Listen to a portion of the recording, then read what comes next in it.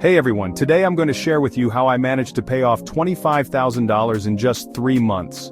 We're talking about crushing debt, guys, and taking control of your finances. It sounds crazy, I know, but trust me, it's possible. I was in your shoes once, staring down a mountain of debt, feeling overwhelmed and trapped. But I decided to make a change, and today, I'm going to break down exactly how I did it, step by step. Let's dive right in. Alright, first things first, we need to talk about spending. It's a topic that can be uncomfortable, but it's absolutely necessary if you want to get your finances in order. And I'm not talking about cutting back on a coffee here and there. Sure, those small expenses add up, but they aren't the real budget busters. I'm talking about taking a hard look at your expenses and identifying areas where you can make significant cuts. This means going through your bank statements, credit card bills, and any other financial documents with a fine-tooth comb. For me, that meant saying goodbye to my beloved takeout habit. I used to order takeout almost every day, thinking it was a small indulgence. I know, it hurts. The convenience and variety are hard to give up. But the costs add up quickly. But think about it. Eating out for lunch every day was costing me around $500 a month. That's a significant chunk of change that could be better spent elsewhere.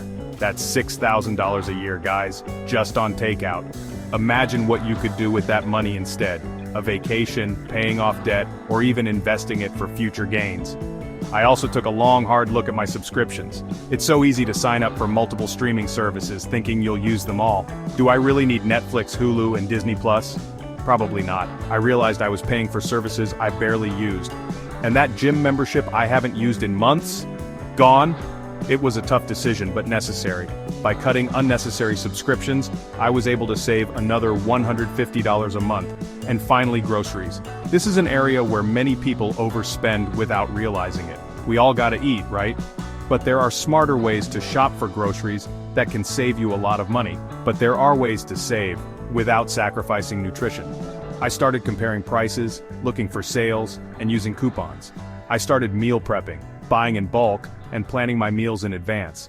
This not only saved me money, but also reduced food waste. This not only saved me money, but also helped me eat healthier. Win-win. I found that by cooking at home, I could control the ingredients and make healthier choices. By being more mindful of my grocery shopping, I was able to cut my spending by another $300 a month. All these changes added up, and before I knew it, I was saving a significant amount of money each month. It wasn't easy, but it was definitely worth it. Okay, so we've tackled expenses, we've cut down on unnecessary spending, and we've created a budget that works for us, but cutting costs is only one side of the equation. To truly get ahead, we need to focus on increasing our income. Now let's talk about boosting your income. This is where the magic happens. By finding ways to bring in more money, you can accelerate your journey to financial freedom. Remember, we're on a mission to pay off this debt as quickly as possible, and that means bringing in as much cash as we can. First up, overtime. If your job offers overtime, take advantage of it. Those extra hours can add up quickly. I know it's not always glamorous, but if you have the opportunity to pick up extra shifts at work, do it. Every little bit helps. Think of it as a temporary sacrifice for a long-term gain. By working those extra hours, you're not just earning more money. You're also showing your employer that you're dedicated and hardworking. By working overtime, I was able to increase my monthly income by $1,500. This extra money went straight towards paying off my debt, which helped me get out of the red much faster than I had initially planned. But I didn't stop there. I realized that relying solely on my day job wasn't enough.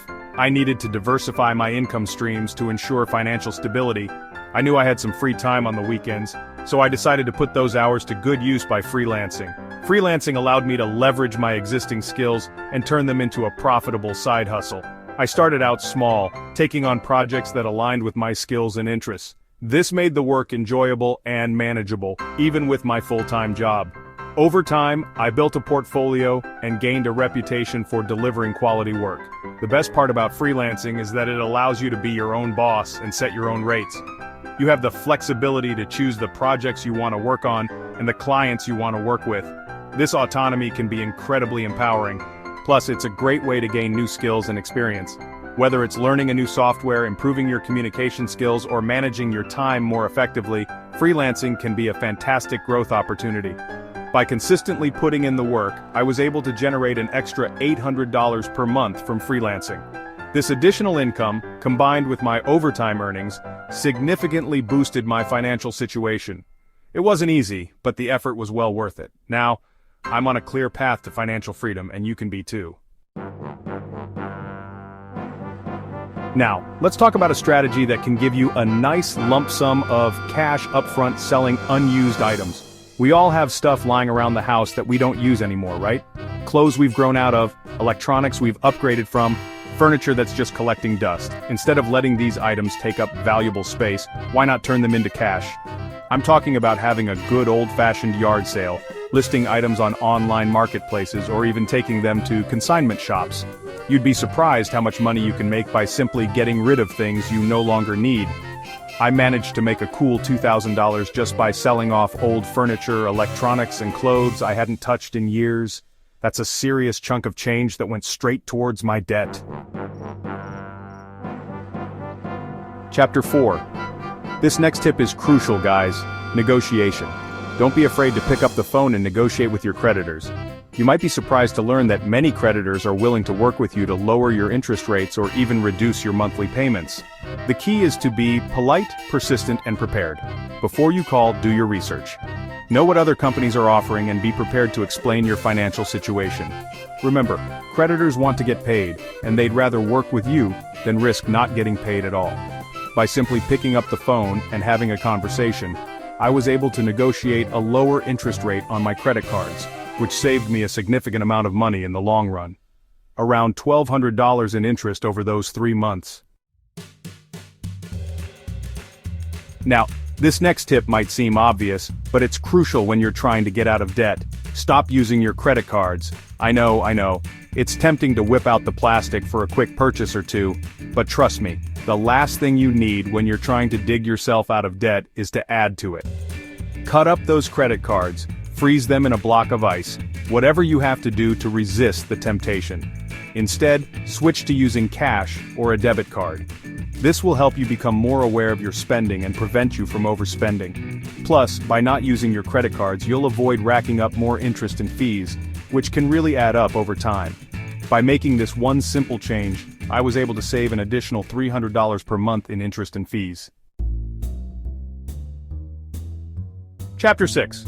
Alright, we've talked about cutting expenses, boosting income, and avoiding new debt. These are crucial steps in laying the groundwork for financial freedom. But, as important as these steps are, they are just the beginning of your journey.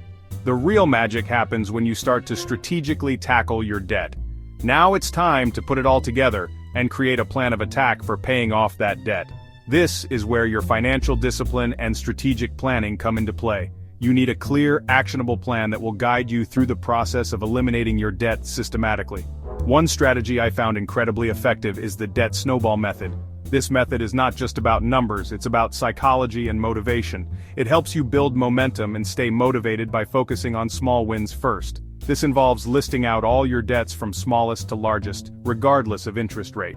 The idea is to gain quick wins by paying off the smallest debts first, which can be incredibly motivating and help you stay on track. Then you focus on making minimum payments on all your debts except for the smallest one. This ensures that you are not falling behind on any of your obligations while you aggressively tackle the smallest debt. You throw every extra dollar you have towards that smallest debt until it's gone. This might mean cutting back on non-essential expenses, finding ways to increase your income, or even selling items you no longer need. Once it's paid off, you take the money you were putting towards it and roll it into the next smallest debt, and so on. This method creates a powerful snowball effect, allowing you to gain momentum as you see your debts disappearing one by one. This creates a snowball effect as you gain momentum and motivation with each debt you conquer. The psychological boost you get from these small victories can be a game changer, keeping you motivated and focused on your ultimate goal of financial freedom.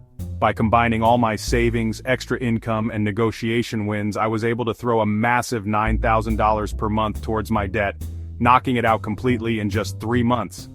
This approach not only helped me become debt-free but also taught me valuable lessons in financial discipline and strategic planning. Remember, the journey to financial freedom is a marathon, not a sprint. Stay focused, stay disciplined, and you will achieve your goals. By saving aggressively and earning more, I went from $25,000 in debt to debt-free in just 3 months. It wasn't always easy, but it was 100% worth it. Remember, the most important step is to just start. Take control of your finances, make a plan, and stick to it. If I can do it, so can you.